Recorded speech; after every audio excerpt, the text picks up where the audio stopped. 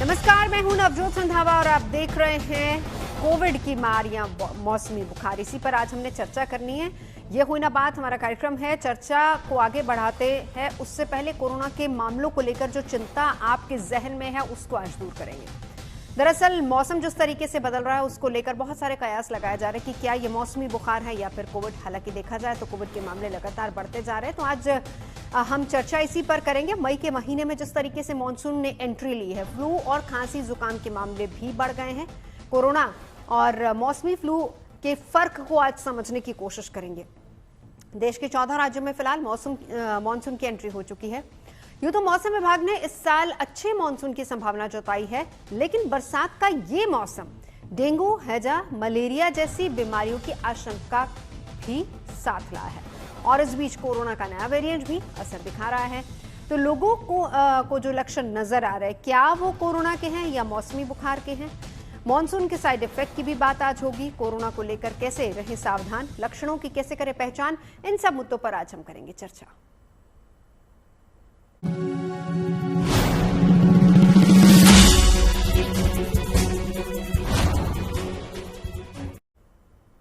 तो चलिए बात सबसे पहले कोरोना की कर लेते हैं, क्योंकि मामले लगातार बढ़ते जा रहे हैं। 27 मई तक के जारी डेटा के मुताबिक अगर गौर किया जाए तो कोरोना वायरस के एक्टिव केसों की बात करें, संख्या 1010 हो गई है। बताया जा रहा है कि इनमें से सबसे ज्यादा मामले केरल में सामने आए हैं और केरल में कोरोना के 430 मामले देखे गए हैं। महाराष्ट्र की बात करें तो 208 केसेस वहां पर हैं, दिल्ली में 104, कर्नाटक में 100 और गुजरात में 83 केस सामने आए हैं। इधर राजस्थान की बात करें तो 32, मध्य प्रदेश में 5, यूपी में 30 मामले सामने आ चुके हैं, जबकि आंध्र प्रदेश में कोरोना के अभी तक 2 एक्टिव केस देखे गए हैं।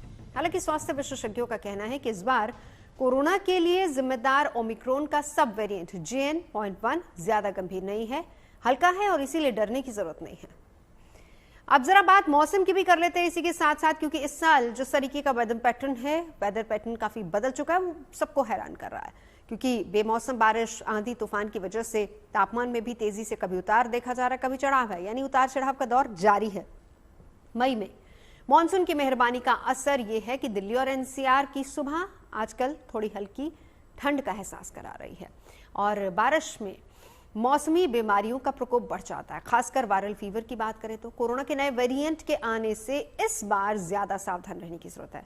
हालांकि जानकारों की माने तो कोविड के नए वेरिएंट से घबराने की जरूरत नहीं, क्योंकि ये न तो बहुत संक्रमित है और न ही बहुत ज्यादा घातक है। तो अब सवाल यहां पर यह है कि क्या कोविड एक फ्लू की तरह है, मतलब एक आम सर्दी जुकाम जैसा ही बुखार है? तो आइए जानते हैं एक्सपर्ट्स इसके बारे में क्या कह रहे हैं। बिल्कुल भी चिंता नहीं करना है, हम लोगों को घबराना नहीं है। जो प्रिकॉशन हम लोगों को लेनी है, आम जनता को, ये कि किसी भी भीड़ भाड़ वाली जगह पे हमको नहीं जाना चाहिए। यदि जाना जरूरी हो तो हम लोगों को थोड़ा सोशल डिस्टेंस को मेंटेन करना चाहिए, मास्क हो सके तो पहनना चाहिए, पानी खूब पिएं और अपनी इम्यूनिटी को अच्छा रखें। योगा है, अच्छा खाना है, हेल्दी खाना है, उसको आप रखें तो मुझे ऐसा लगता है कि आप इससे बच जाएंगे। इसमें इस वक्त कोई बहुत बड़े कंसर्न की ज़रूरत नहीं है, लेकिन हम उसको मॉनिटर कर रहे हैं और साथ साथ जो चीज़ें चाहिए उसके लिए तैयारी कर रहे हैं। हमने सीक्वेंसिंग, तीसरी चीज़ होती है कि हम देखना चाहेंगे कि कौन सा वेरिएंट आया है, क्या वो कोई अलग वेरिएंट तो नहीं है। तो जो वेरिएंट्स अभी तक साउथ और वेस्ट इंडिया के थे, वो जो हमने कुछ वेरिएंट सीक्वेंस किए हैं, उसके हिसाब से ये वेरिएंट्स जो हैं वो ज़्यादा सीवियर नहीं है। ये ओमिक्रॉन का ही एक सब वेरिएंट है जो अब इस समय फैल रहा है और पहले भी देखा गया है सन 2022 से लगातार बीच में कोई सब वेरिएंट आके संख्या उसकी वजह से बढ़ने लगती थी, लेकिन कुछ समय बाद संख्या फिर कम हो जाती थी। तो मेरा अंदाज है कि इस बार भी वैसा ही होने वाला है, इसलिए कोई चिंता करने की बात नहीं है। इसमें डिजीज जो ज़्यादातर लोगों में माइल्ड डिजीज होती है, जुकाम, नज़ला, बुखार, खांसी, गले में खराश।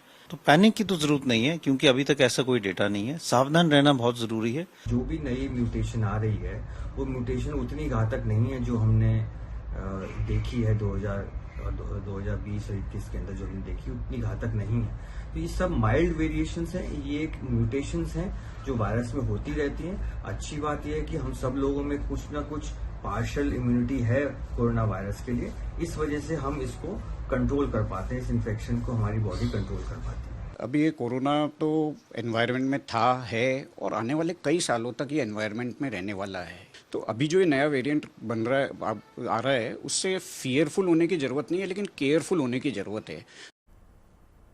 डरना नहीं, सावधान रहना बस। तो कोरोना के नए वायरस को लेकर केंद्र और राज्य सरकारें भी काफी अलर्ट है और इससे निपटने की हर स्तर पर तैयारी भी की जा रही है। और एक तरफ सरकार अलर्ट पर है, वहीं दूसरी तरफ लोगों से भी लगातार ये सलाह दी जा रही है कि वो घबराए नहीं, सिर्फ अलर्ट रहे। कोरोना से घबराने का कोई भी विषय नहीं है। अभी तक से जो भी पेशेंट आए हैं वो नॉर्मल सर्दी खांसी लेकर आए हैं, इसलिए ये कोई पैनिक की चीज़ नहीं है। और ये जो वेरिएंट दिख रहा है ये अपने आप धीरे धीरे अभी तक की स्थिति में वो सिर्फ एक वायरल के रूप में आया है। किसी भी लोग को इसके घबराने की जरूरत नहीं है। दिल्ली 200% तैयार है, दिल्ली के डॉक्टर्स सब लोग तैयार है, बट ऐसा कोई विषय नहीं है। जो वेरिएंट है, बार मैं बोल रहा हूँ, वेरिएंट एक मूवेबल वेरिएंट है जो वायरल के रूप में रह रहा है, जो मुझे देखने में दिखा है, इसलिए मैं अपने एक्सपीरियंस से आपको बता रहा हूँ। और दिल्ली को इस पर चिंता करने की, कोई पैनिक होने की जरूरत ही नहीं है।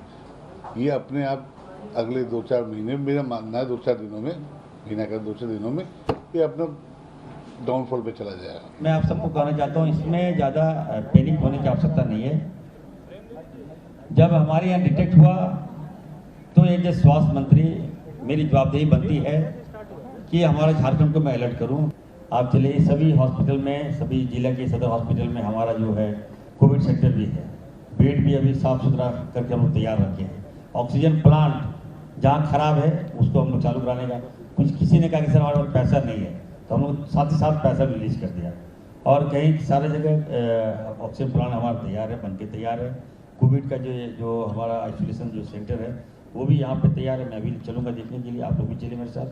तो पूरी तरह से हॉस्पिटल तैयार है, सदर हॉस्पिटल तैयार है, और जिला के तमाम जो सदर हॉस्पिटल है, तमाम जो प्रखंड के रेफरल हॉस्पिटल है, वहाँ सारे सिस्टम को हमने अलर्ट मोड में कर दिया है और इन कहा कि सिस्टम को तैयार रहने की। और कोविड के बढ़ते मामलों के बीच दिल्ली के आरएमएल अस्पताल में कोविड वार्ड तैयार किया गया है। आरएमएल अस्पताल के डॉक्टर पवन के मुताबिक अस्पताल में फिलहाल 2 पेशेंट्स एडमिट हैं और ये पेशेंट पहले से ही एडमिट थे। जब इनका टेस्ट किया गया तो ये कोविड पॉजिटिव पाए गए, जिनका इलाज फिलहाल चल रहा है। और उन्होंने ये भी कहा है कि इस बार जो कोविड वेरिएंट है उसमें सिर्फ माइल्ड सिम्टम्स हैं, तो लोगों को ज्यादा घबराने की जरूरत नहीं है। तो आरएमएल अस्पताल में कोविड वार्ड का जायजा लिया हमारे संवाददाता सुशांत बेरा ने। देश भर में कोविड एक बार फिर से तेजी के साथ अपने पैर पसार रहा है। देश भर में 1000 से ज्यादा मामले जो है वो अब तक कोविड के सामने आ चुके हैं। और वहीं अगर बात करें देश की राजधानी दिल्ली में भी 100 से ज्यादा मामले अब तक दर्ज हो चुके हैं। और इस वक्त हमारी मौजूदगी है आरएमएल हॉस्पिटल में, जहां मेरे पीछे अगर आप देखेंगे कोविड वार्ड जो है वो तैयार किया गया। अभी फिलहाल यहाँ पर 2 पेशेंट जो है वो एडमिट हैं। हमारे साथ डॉक्टर पवन है। सर, कोविड जिस तरीके से मामले बढ़ रहे हैं उसको लेकर के क्या कुछ तैयारियां हैं हॉस्पिटल्स की? देखिए, अभी हमने क्या किया है कि एक आइसोलेशन वार्ड बनाया है। जैसे ही कोविड के पेशेंट्स का बढ़ना शुरू हुआ देश में, तो आइसोलेशन वार्ड हमें एक अलग से बनाना पड़ा, जो कि वेल इक्विप्ड वार्ड है। इसमें सारी फैसिलिटीज़ हैं जो कोविड के लिए चाहिए होती हैं। ठीक है, तो अगर ज़रूरत पड़ेगी तो हम इसको और बढ़ा सकते हैं फैसिलिटीज़ को। दूसरे जो एरियाज़ हैं हॉस्पिटल के उनको हम कोविड वार्ड में कन्वर्ट कर सकते हैं। सर, लगातार देखा जाता है कि लोगों में पैनिक जो है वो हो जाता है कोविड के जैसा ही नाम सामने आता है। इस वेरिएंट की अगर बात करें और लोगों में किस तरीके से जागरूकता लाई जाए, किस तरीके से इसको समझा जाए, उसके लिए क्या कुछ तैयारी? देखिए, एक्चुअली क्या है ना कि जो कोविड की बात जहाँ तक करते हैं, आज की डेट में जो कोविड है वो उससे जो बीमारी है वो सीरियस नहीं हो रही है। एक नॉर्मल खांसी जुकाम की तरह और बुखार के साथ आता है ये, और 3-4 दिन में ठीक हो रहा है। ठीक है, लेकिन इसमें अगर किसी को भी इस तरह के सिम्टम्स आते हैं, जो खांसी है, जुकाम है, बुखार है, तो वो एक डॉक्टर के पास जाए, क्वालिफाइड डॉक्टर के पास, है ना। गवर्नमेंट हॉस्पिटल में सारे रेस्पिरेटरी मेडिसिन सारे डॉक्टर्स बैठे हैं, वहाँ जाके अपने आप को दिखाए और जैसा वो डॉक्टर कहते हैं वैसे फॉलो करना है उनको। पैनिक ही नहीं होना। लेकिन हाँ जी, जो ये वार्ड है उसमें क्या कुछ तैयारी, कितने बेड्स हैं, कितने वेंटिलेटर्स हैं, और अगर पेशेंट की संख्या बढ़ती है तो उसके लिए भी क्या तैयारियां पूरी हैं? देखिए टोटल 9 बेड्स हैं और सारी फैसिलिटीज इसके अंदर हैं। ऑक्सीजन की तो कमी है ही नहीं हमारे पास ऑक्सीजन प्लांट भी है और अपना दूसरा ऑक्सीजन स्टोर भी करते हैं हम, और अंदर वेंटिलेटर्स हैं, है ना। सारी दवाइयाँ जो ज़रूरत होती हैं एक कोविड के लिए वो सारी अवेलेबल हैं और एडिक्वेट स्टाफ है हमारे पास। बहुत बहुत शुक्रिया बातचीत करने के लिए। ये कोविड वार्ड जिसको लेकर के सरकार की तैयारियां जो है वो पूरी है, लेकिन डॉक्टर्स का मानना है कि घबराने की जरूरत नहीं है। खांसी जुकाम हल्का सा हो तो तुरंत अपने डॉक्टर से परामर्श लें और मेडिसिन लें। कैमरा पर्सन नासिर खान के साथ सुशांत मेहरा। तो कोविड की मार या मौसमी बुखार, इसी पर हम चर्चा करेंगे। खास मेहमान इस वक्त हमारे साथ जुड़ चुके हैं। हमारे साथ इस वक्त डॉक्टर सर्वेश प्रजापति हैं, कार्डियोलॉजिस्ट हैं नारायण अस्पताल से।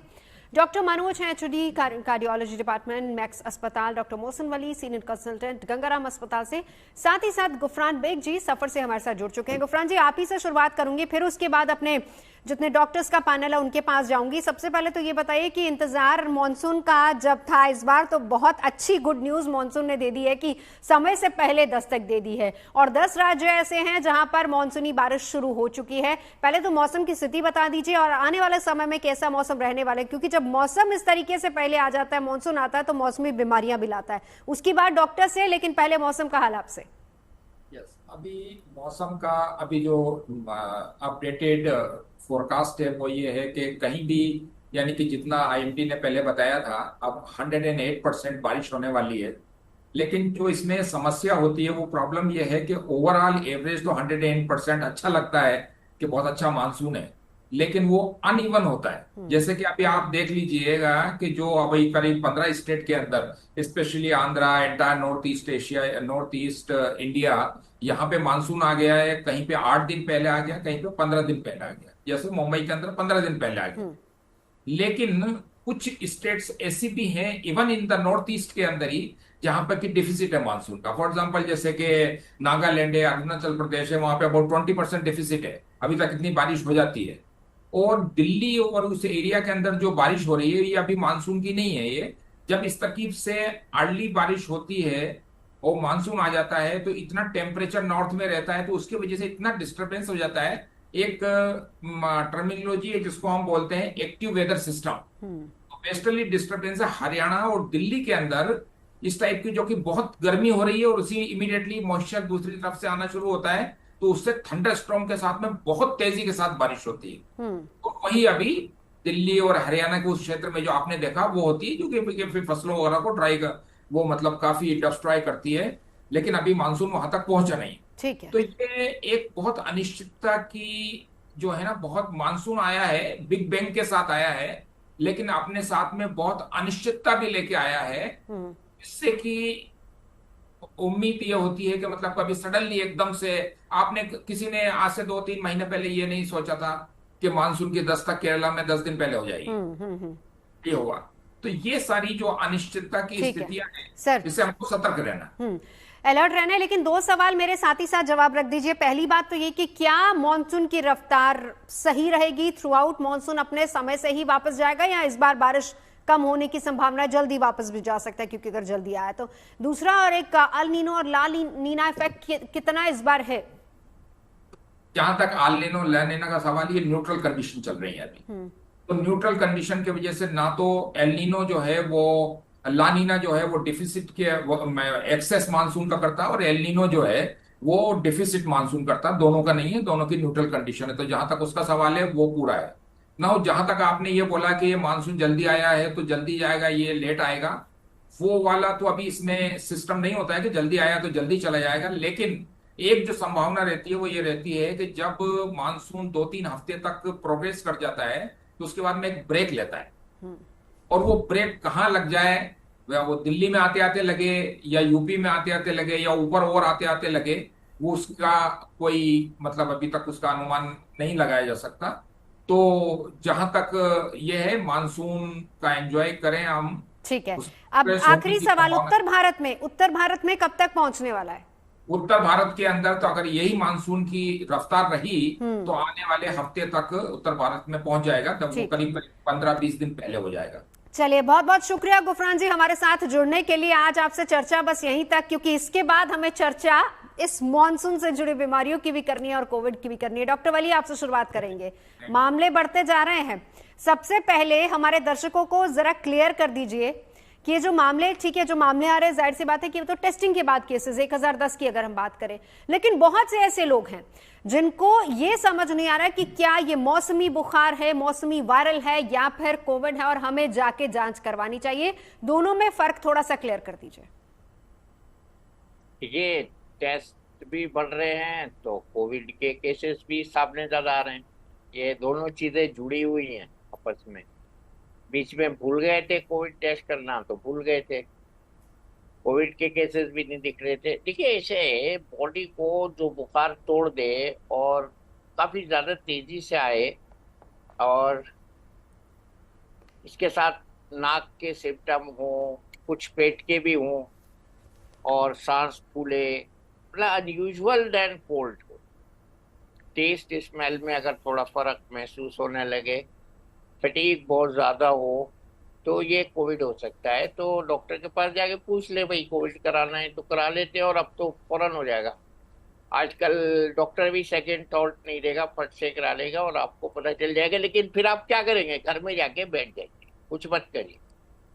तो इसलिए ये जो आपने क्लॉक बनाया बहुत अच्छा, जो घूम रहा है, ये कोविड अब इसी का हिस्सा है, फ्लू भी इसी का हिस्सा है, गैस्ट्रोएंटेराइटिस भी इसी का हिस्सा है, वायरल फीवर भी इसी का हिस्सा है। दरअसल हम लोग एक बहुत पुराना जो टर्म है ना, वायरल फीवर, ये तब का है जब हम वायरस की स्क्रीनिंग नहीं करते थे और ये कहलाया जाता था कि अगर बुखार डॉक्टर को दिखाएंगे तो 1 हफ्ते में ठीक हो जाएगा और डॉक्टर को नहीं दिखाएंगे तो 7 दिन में ठीक हो जाएगा, विच मेंट सेम थिंग। तो अब हम बायोफायर कर लेते हैं फट से, कोविड का टेस्ट कर लेते हैं फट से, H3N2 का टेस्ट कर लेते हैं फट से जी। तो कम से कम पता तो लग जाता है कि ये दुश्मन कौन सा है।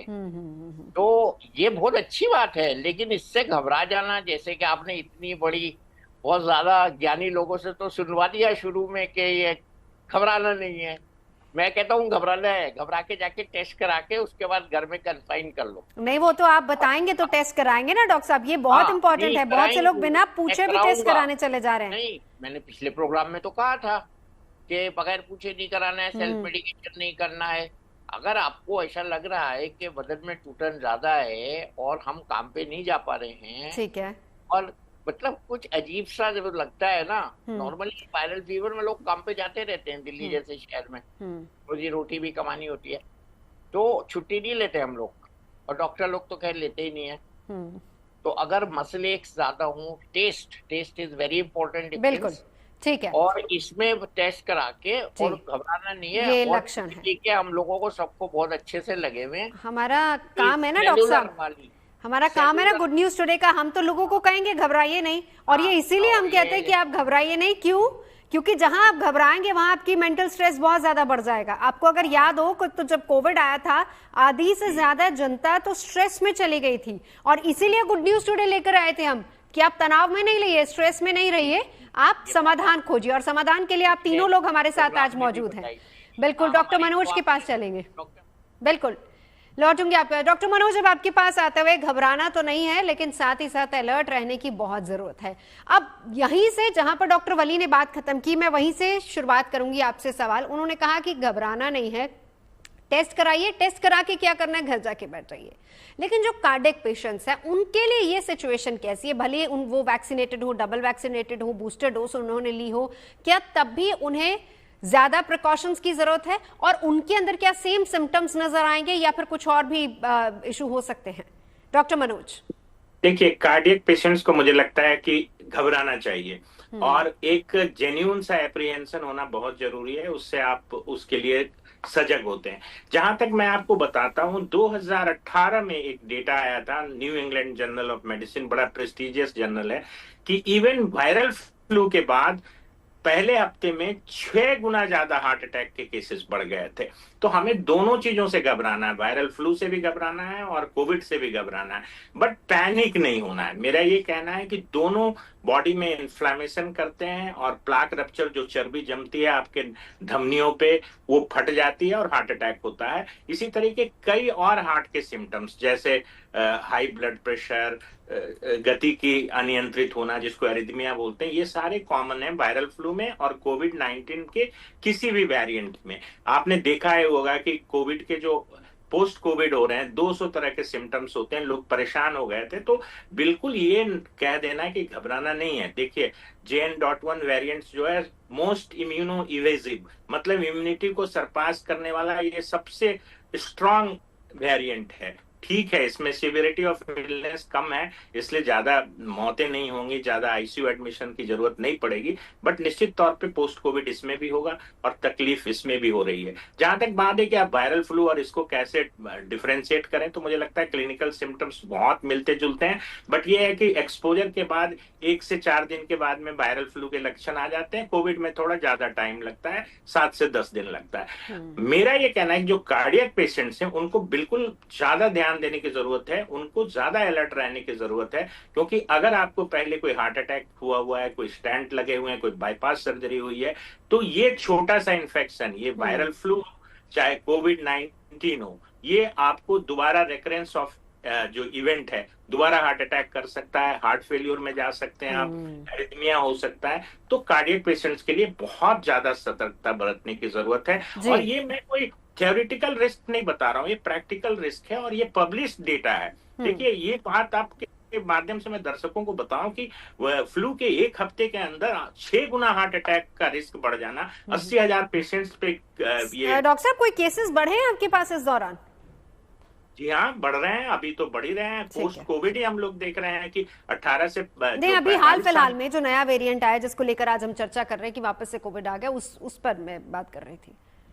उससे रिलेटेड हार्ट की प्रॉब्लम जी, अभी उसका इम्पैक्ट उतना ज्यादा नहीं आया, बट निश्चित तौर पे बढ़ रहे हैं। विगत कुछ मंथ्स में हमने देखा है कि कोविड के वजह से हार्ट अटैक के केसेस यंगर लोगों में भी। बिल्कुल। अब डॉक्टर सर्वेश आपके पास आते हुए, क्या मास्क लगाने का समय आ गया है? बिल्कुल, प्रिकॉशंस का बिल्कुल टाइम है, मास्क लगाने की जरूरत है। ऑल्दो जैसा सब लोगों ने बताया JN.1 वेरिएंट है, वो बहुत माइल्ड सिम्टम्स करता है, but prevention is always better. आपको इफ माइल्ड डिजीज भी होती है तो इससे बेटर है कि आप उस डिजीज से बचें। तो ये सबसे इम्पोर्टेंट है कि आप मास्क लगा के रखें। मास्क लगाने की बजाय मैं बोलूंगा कि जो भी पेशेंट, जो भी लोग हैं, वो क्राउडेड प्लेस में नहीं जाएं, पब्लिक प्लेस में स्पेशली मास्क का यूज करें।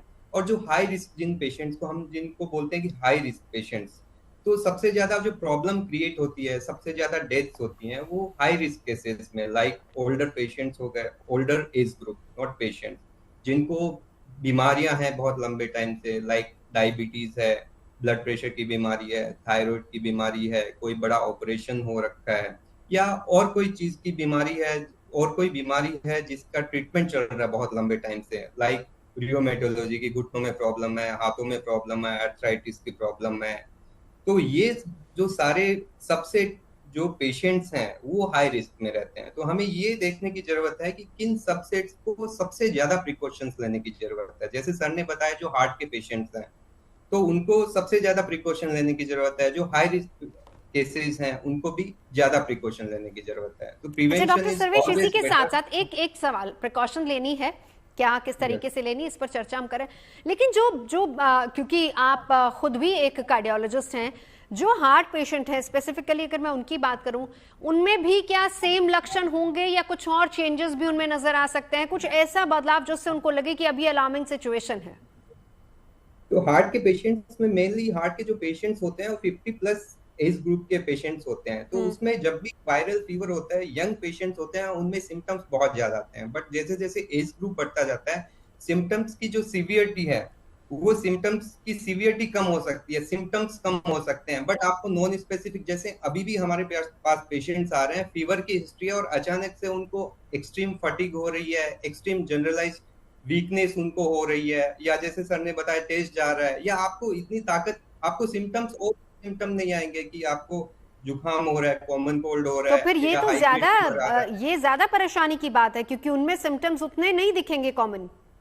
यस, जैसे जैसे आपकी इम्यूनिटी वीक हो जाती है वैसे वैसे सिम्टम्स जो आते हैं वो भी जो सिम्टम्स का एक्सप्रेशन है वो भी उतना ही कम होता है जितना ज्यादा इम्यूनिटी आपकी कॉम्प्रोमाइज होती है। तो आपको जब भी नॉन स्पेसिफिक ऐसे लगे कि मेरा फटीग हो गया अचानक से विदाउट एनी रीजन कि मेरे को बहुत ज्यादा एक्सट्रीम फटीग हो रहा है या जनरलाइज वीकनेस हो रहा है या फिर इस तरह के सिम्टम्स हो रहे हैं जो एक्सप्लेन नहीं किए जा सकते, तो उनको बिल्कुल स्क्रीनिंग कराने की जरूरत है, डॉक्टर से कंसल्ट करने की जरूरत है। बिल्कुल, डॉक्टर्स का पैनल हमारे साथ लगातार बना हुआ है। डॉक्टर वली हमारे साथ मौजूद है। डॉक्टर वली, आज कार्डियोलॉजिस्ट तो हैं लेकिन पल्मोनोलॉजिस्ट आज हमारे साथ कोई नहीं, इसलिए आपको वो भूमिका भी निभानी पड़ेगी। तो वो पेशेंट्स, क्योंकि कार्डियक पेशेंट्स के बारे में तो हमने जान लिया, वो पेशेंट्स जिनको सांस की दिक्कत है, लंग्स की प्रॉब्लम है, उनमें किस तरह के लक्षण देखे जा सकते हैं और कब डॉक्टर से संपर्क करने की जरूरत है? देखिए, लंग वाले पेशेंट्स के लिए ये बदलता हुआ मौसम जिसके टॉपिक से आपने प्रोग्राम किया है, ये बहुत अच्छा नहीं होता है। और अब देखिए, रात को एसी चलाया, बहुत गर्मी है, और बीच रात में जब पेशेंट सो रहा है बारिश हो गई, अब वो कमरा ठंडा हो गया, उसको एक्सपोजर हो सकता है। तो ये ज़रा सा सावधानी रखने की बात है। दूसरा, बहुत से लोग अभी पोस्ट कोविड के बाद डॉक्टर मनोज करते हैं और मैं इससे बहुत 100% से भी ज़्यादा एग्री करता हूँ। अभी हमारे देश में बहुत से ऐसे केसेस मौजूद हैं जिनको कोविड के बाद के कॉम्प्लिकेशन हैं, इंक्लूडिंग माई सेल्फ, तो उनको बहुत ध्यान रखना है। अब उसके लिए लंग की एक्सरसाइजेज बहुत अच्छी होती हैं। मैं कई बार ये दिखा भी चुका हूँ, शंख बजाने की कोशिश करिए या डीप ब्रीदिंग करिए, अनुलोम विलोम करिए, डीप ब्रीदिंग के साथ आप प्राणायाम भी कर सकते हैं। तो इससे लंग्स की हेल्थ को ठीक रखना है। और ज़रा सा भी खांसी आए, और खांसी में बलगम आना शुरू होता है सुबह को सबसे पहले, अगर वो हो और बुखार नहीं भी आए, झागदार बलगम आता है शुरू में, फीवर भी नहीं आता है, तो उसी समय आप डॉक्टर की सलाह लेने। आजकल हम ये भी देख रहे हैं कि कुछ लोगों को चेस्ट इन्फेक्शन हो रहा है, उसके साथ फंगस हो रहा है और वो फंगस पड़ा होता है। तो मेरे दाहिने हाथ पे भी एक पेशेंट बैठी हैं, बहुत देर से बीमार थी, अब उनको पता लगा फंगस हुआ है। तो ऐसी कोमॉर्बिडिटीज लंग में एग्जिस्ट करती हैं। ओल्ड टीबी की चेंजेस इंडिया में बहुत लोगों की लंग में एग्जिस्ट करती हैं। ये मैं पल्मोनोलॉजी के पॉइंट से बोल रहा हूँ। और ये दोनों चीज़ों में अगर कोविड जाएगा तो थोड़ा ज़्यादा घनघोर हो जाएगा। तो मैं आजकल यही कहता हूँ लोगों से कि भैया अपना लंग फंक्शन टेस्ट भी कराते रहो, कम से कम 6 महीने में एक बार। और सबसे बड़ी जो मार है, जो आपके गोले में सब चीज़ें घूम रही हैं, उसके साथ पोल्यूशन भी होता है। तो वो पल्मोनोलॉजी में पोल्यूशन भी बहुत पर इम्पोर्टेंट। आजकल हम थोड़ा सा मौसम को थैंक यू कहें कि जल्दी मानसून आ गया, पोल्यूशन कम से कम डॉक्टर वली दिल्ली एनसीआर के लोगों के लिए कम है। हाँ, सेटल हो रहा है कुछ कुछ। तो नहीं, इसको तो ये तो एक दर्दनाक प्रॉब्लम है। गर्मी हो जाती है एकदम से, अगले दिन सुबह को हीट हो जाती है, फिर लोग कारों में एसी चलाते हैं, फिर एकदम ठंडी कार से उतर के गर्म कार में उतरते हैं। तो ये एक्सपोजर जो है ना, ये सबसे पहला स्टेप होता है लंग के पेशेंट के बीमार होने के लिए। तो ये बहुत अच्छी बातें हम लोग कर रहे हैं। बिल्कुल। एक बार डॉक्टर मनोज के पास जाती हूँ। हाँ डॉक्टर वली, आप अपनी बात रखिएगा। डॉक्टर मनोज, अब इस तरह के मौसम में डॉक्टर वली ने बड़ी अच्छी बात कही कि ये जो मौसम है, हम कह तो रहे हैं कि मानसून आ गया, अब देखिए ये भी देख रहे हैं आज आप अगर बाहर जाएंगे तो ह्यूमिडिटी बहुत ज्यादा है, जाहिर सी बात है कि लोग एसी में ज्यादा रहेंगे, फिर उसके बाद अचानक से बारिश आ जाएगी। तो ऐसे मौसम में अपनी सेहत का कैसे ख्याल रखें?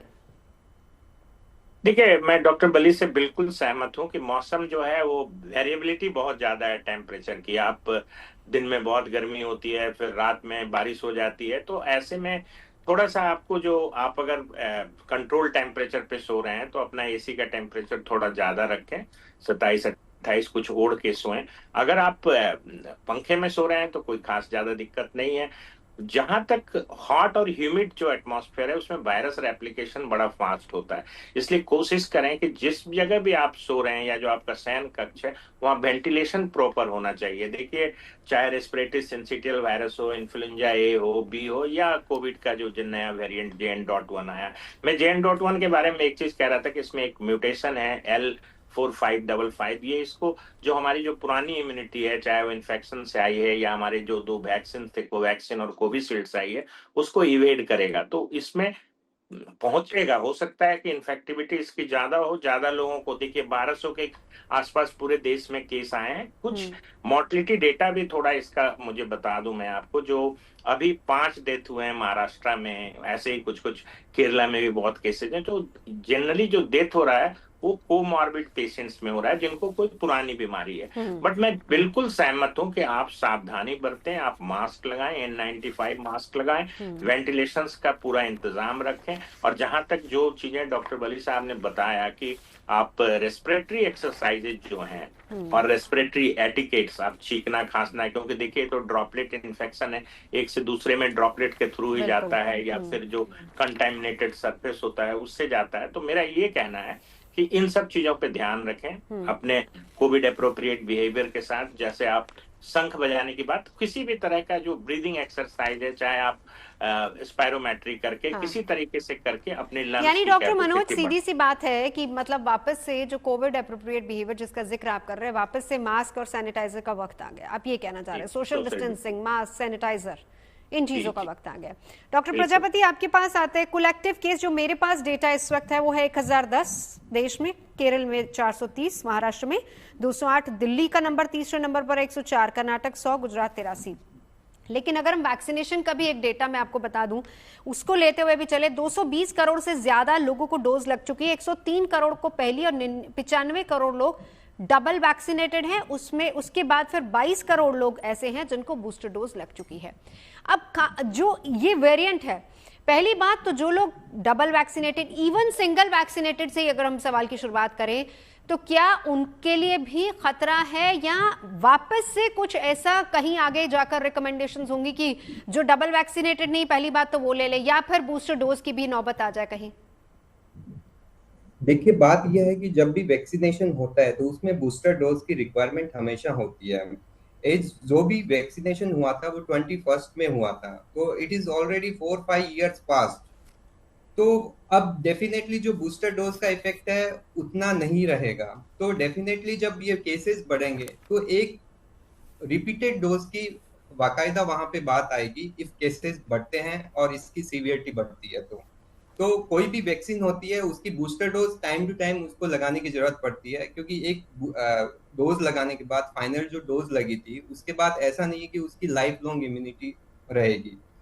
और दूसरी चीज ये है कि ये वेरिएंट है, ये सेम वायरस नहीं है, उसका वेरिएंट है। तो डेफिनेटली हो सकता है कि आने वाले टाइम में हम लोग देखें इफ केसेस बढ़ते हैं, इसकी सीवियरिटी बढ़ती है, तो इसकी भी एक हम वैक्सीन आते हुए इस वेरिएंट की स्पेसिफिक वेरिएंट वैक्सीन हम देखने को मिल सकती है इफ केसेस बढ़ते हैं। अदरवाइज मुझे नहीं लगता। और जिस तरह से अभी इसकी ट्रांसमिसिबिलिटी बहुत अच्छी खासी है, इन्फेक्शियस रेट बहुत है, but the other thing is की सीवियरिटी इतनी है नहीं अभी। तो आने वाले टाइम में हम देख सकते हैं, बट मेरे को जहां तक लगता है ये माइल्ड इन्फेक्शन है। और हम लोग ओपीडी में जैसे देखते हैं पेशेंट्स को, तो पेशेंट्स, बिकॉज मैंने बहुत सारे पेशेंट्स देखे हैं जिनकी ट्रेवल हिस्ट्री रहती है, एक जगह से दूसरी जगह जा रहे हैं और उनको नॉन स्पेसिफिक सिम्टम्स आ रहे हैं। मतलब जो हम लोग जो डेटा देख रहे हैं 1000, आई थिंक ये मतलब it is part of tip of iceberg, not tip of iceberg, it is only part of tip of iceberg. बहुत सारे लोग ऑलरेडी इतना डेटा है तो इन्फेक्ट हो चुके हैं। लेकिन डॉक्टर वली, अगर हम टिप ऑफ आइसबर्ग भी देखें, एक चीज जो आप भी क्लियर कीजिए डॉक्टर साहब, क्या खास तौर पर जो वल्नरेबल्स हैं, चाहे हम बुजुर्गों की बात कर लें या फिर चाहे कोई कार्डियक पेशेंट हो या फिर कोई लंग पेशेंट हो, कैंसर पेशेंट हो, क्या इनको आप रिकमेंड करेंगे या फिर आगे जाके जरूरत पड़ेगी बूस्टर डोज की या फिर एक एक्स्ट्रा डोज की?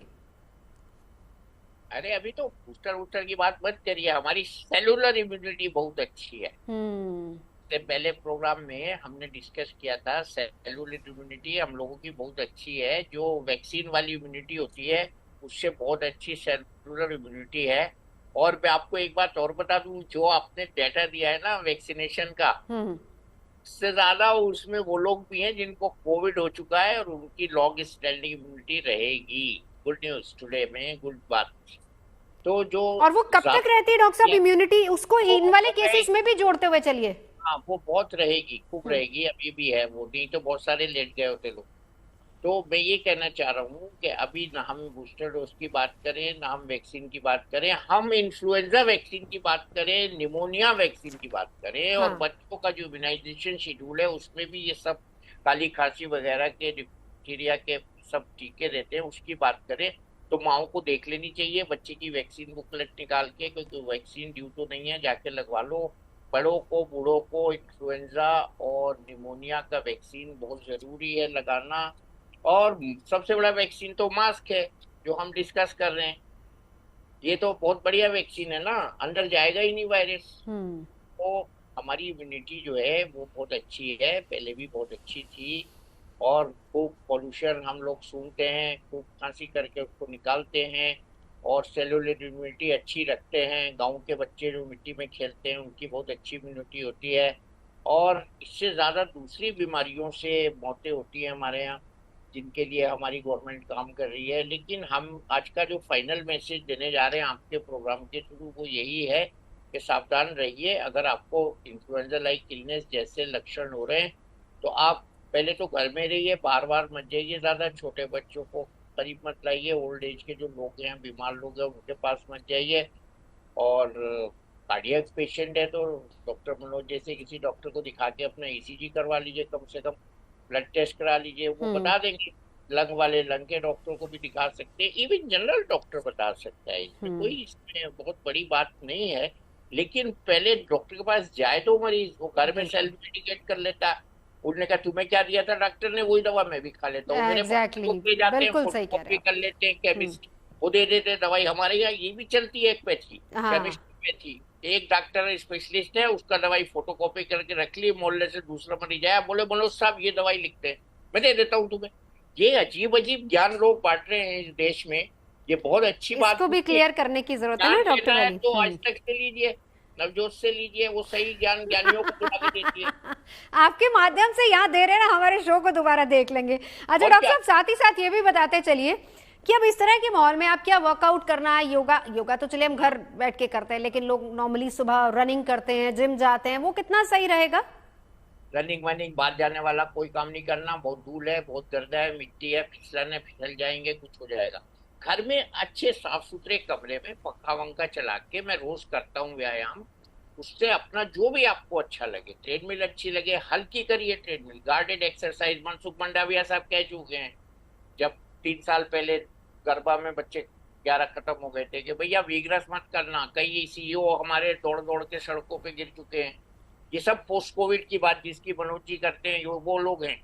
और तो हल्की एक्सरसाइज करिए, मैंने तो बहुत आसान बजा दिया, शंख बजाओ, अनुलोम विलोम करो, और बहुत ठंडे पानी से मत नहाइए। हाँ, आजकल एक और काम हो रहा है, लोगों के घर में कभी गर्म पानी आता है, कभी ठंडा आता है। गर्म आता है तो छत से बहुत गर्म होके आता है, वो भी गड़बड़ है। ठंडे पानी से नहाना भी गड़बड़ है।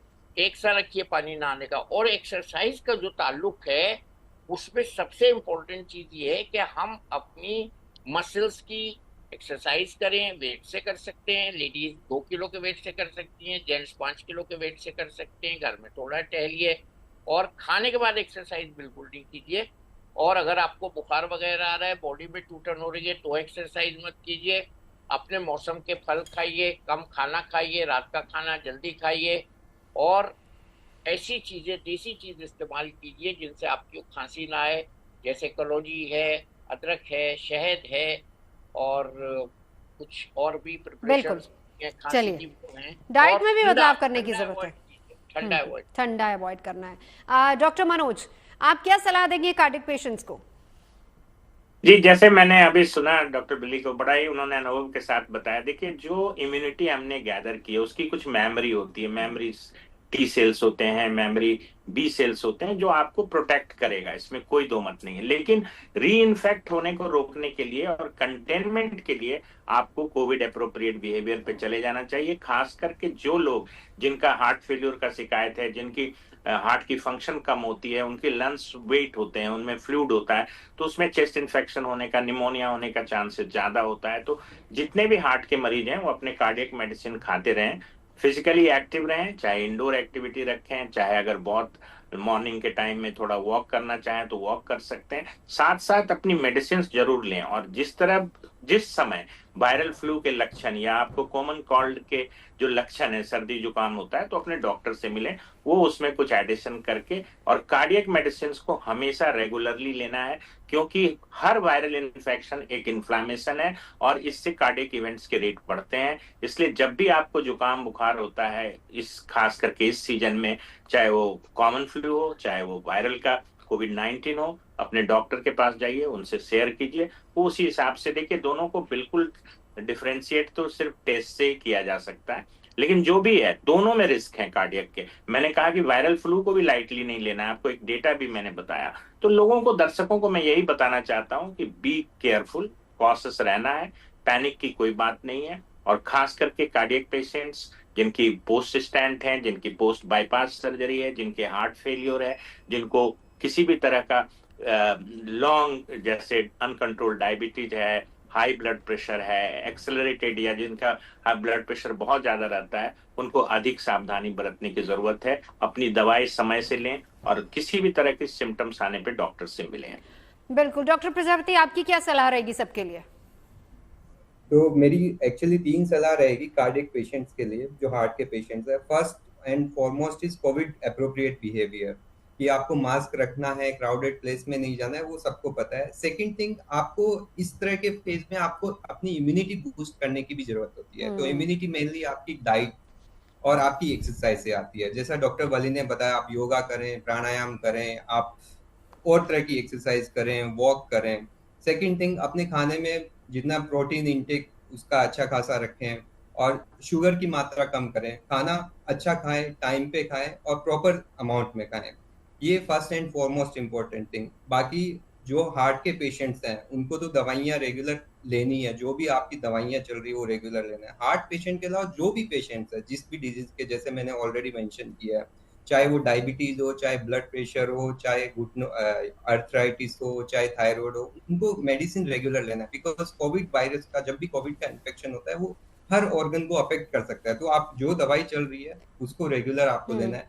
आपको कुछ भी सिम्टम्स आए आपकी डिजीज से रिलेटेड, वो पेशेंट्स को पता रहता है, या फिर आपको जैसे ही अनयूजुअल सिम्टम्स आए तो आप डॉक्टर की सलाह बिल्कुल लें। क्योंकि मैंने कहा कि फीवर और जुकाम, नजला, it is not always necessary कि ये आपको आएगा ही आएगा। हो सकता है आपको नॉन स्पेसिफिक सिम्टम आ रहे हो, आपको पता ही नहीं चल रहा है कि आपको इन्फेक्शन हो रहा हो। ये लास्ट टाइम भी देखा गया था। वो इस स्टेज में पहुंच जाए जहां से उसकी रिकवरी पॉसिबल नहीं है। तो जब भी आपको अनयूजुअल सिम्टम्स आए और बहुत टाइम तक रहे, जैसे आपको आधे दिन सिम्टम आए और उसके बाद में वो ठीक हो गया, तो कुछ नहीं कर सकते। बट आपको 2-3 दिन सिम्टम्स आ रहे हैं और आपको समझ ही नहीं आ रहा है और सिम्टम्स बढ़ रहे हैं, या तो प्रोग्रेस कर रहे हैं, उसकी सीवियरिटी बढ़ रही है, या फिर सिम्टम्स कांस्टेंट है, कम नहीं हो रहे हैं, तो बिल्कुल आपको डॉक्टर की सलाह लेनी चाहिए। बिकॉज ये वायरस है, इसका कोई स्पेसिफिक ट्रीटमेंट नहीं है। इसको जितनी जल्दी पता किया जाए और उसका जो कंजर्वेटिव, जो सपोर्टिव ट्रीटमेंट है, वही अभी अवेलेबल है कोविड के टाइम। एक बार डॉक्टर वली के पास जाऊंगी। डॉक्टर साहब, वक्त की कमी है, हमने हर किसी की बात कर ली, लेकिन बच्चों की बात नहीं की। डॉक्टर साहब, बच्चों के लिए प्रिकॉशन कैसे रखनी है, कैसे उनका ख्याल रखे? डॉक्टर वली,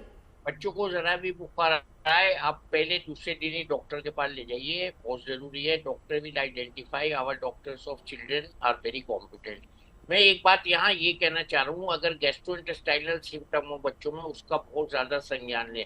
अब मैं जो एक बात जिसके लिए उंगली उठा रहा था वो ये है, पहला तो अफवाहों से बचें। अफवाहें बहुत उड़ा रहे हैं। देखो आज तक पे कोविड का प्रोग्राम आ रहा था, बस अब लॉकडाउन लगने ही वाला है, इस तरह की अफवाहें मैं सुन रहा हूँ। दूसरा, एयर ट्रेवल उन कंट्रीज में भूल कर भी ना करें जहां से आप खबरें दे रही हैं कोविड की। तो ये थोड़ा सा संयम बरतें। गर्मी की छुट्टियों में थोड़ा टिकट महंगे कम होंगे अगर आप संयम से सफर करेंगे, नहीं तो लोग गर्मी की छुट्टियों में जब जाते हैं टिकट बहुत महंगे हो जाते हैं। तो ये थाईलैंड, सिंगापुर, चाइना का, इन कंट्री में थोड़ा एहतियात से जाएं और ऐसी जरा कंफर्म करके जाएं क्या हालात हैं। और बच्चों के लिए यही है कि जिन लोगों को खांसी, बुखार, जुकाम हो रहा है, उनके पास बच्चों को मत खेलने दें, और बाहर से जब आए तो बच्चों के पास डायरेक्ट न जाएं। हाथ धोएं, अपना सामान थोड़ा बाहर के हिस्से में रखें घर का, और थोड़ा हैंड सैनिटाइज करके बच्चों को छुएं। ये इन्फेक्शन पिछली बार ऐसे ही आ रहा था घर में, जब हमने दूध के पैकेट धोने शुरू कर दिए। बिल्कुल बिल्कुल। बाहर से आए तो जरा हैंड सैनिटाइजर को ध्यान में रखें। और ये आजकल एक आपकी ही एंकर ने मुझसे पूछा था 3 दिन पहले कि ये मिल नहीं रहा है, तो मैंने उनसे कहा था सर्जिकल अल्कोहल करके इसको खरीद लो। वो भी है, सर्जिकल स्प्रिट कहते हैं। ठीक है डॉक्टर साहब। मिथाइल अल्कोहल और 30% पानी होता है। और मैं सबको एक स्वस्थ फ्यूचर की कामना करता हूँ। चलिए, थैंक यू सो मच आप तीनों का हमारे साथ जुड़ने के लिए। तो याद रहे, डरना घबराना नहीं है, सिर्फ आपको अलर्ट रहना है। डॉक्टर की सलाह पर ही दवाई लेनी है और डॉक्टर के निर्देश पर ही तमाम टेस्ट करवाने। गले में अगर खराश हो तो गर्म पानी जरूर पीना है। वायु प्रदूषण से आपको बचना है। बच्चों को अगर वायरल है तो बाहर खेलने नहीं भेजना है और कोरोना के लक्षण अगर आपको दिखते हैं तो तुरंत क्वारंटीन हो जाए। ख्याल रखिए अपना। फिलहाल रुकेंगे एक ब्रेक के लिए, रहिए हमारे साथ।